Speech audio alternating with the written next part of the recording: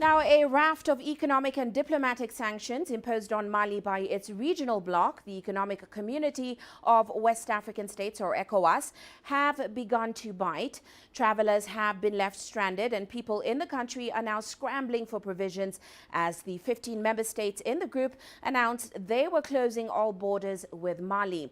This was after the nation's ruling military junta announced that it was delaying plans to return the country to a civilian government. Well, CGTN's Nabil Ahmed Rufai now reports from Accra. The West African Regional Bloc, ECOWAS, had already suspended Mali from the organization after the military took over the government more than a year ago. But after junta leaders rolled back on promises to hold elections to return the country to a civilian government next month, leaders of ECOWAS nations met in Ghana's capital, Accra, to discuss the political situation. The group said the junta's proposal to move back to civilian rule within 5 years was unacceptable, and the decision to continue to impose sanctions, including the freezing of financial assets and travel bans on the country, was made. These additional sanctions include: first, the withdrawal of ambassadors of all ECOWAS member states in Mali. Second, closure of land and air border between ECOWAS member countries and Mali.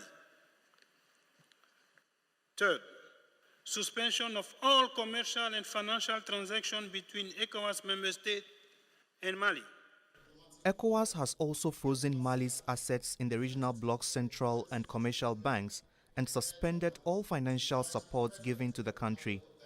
In response, Mali has recalled all of its ambassadors in nations across West Africa and says it is shutting its borders with those countries.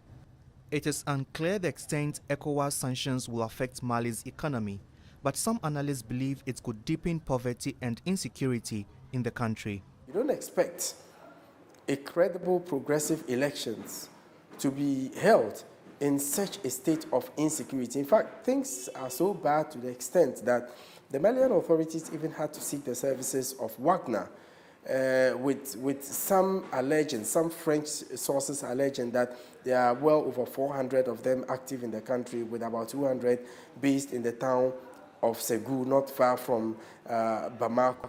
Analysts want the West African leaders to negotiate with the transitional authority in Mali to decide on a new timeline to return the country to a civilian government. I think February is too early. It's not practical. So if there's a way, and I also think, on the other hand, that 4 or 5 years is a bit too much. So if they can, on a gentleman basis, meet each other halfway, maybe a year or two, I think that could help. However, the most important bit to all of this is for the human securities to be addressed, and this cannot be done by the Malians alone or the military junta alone. They need the help of ECOWAS. Mali's military junta says the transitional authority is open to dialogue with leaders of the regional bloc, but ECOWAS says it will only lift the sanctions after an acceptable and agreed timeline to return Mali to a civilian government is reached. Nabil Ahmed Rufai, CGTN, Accra, Ghana.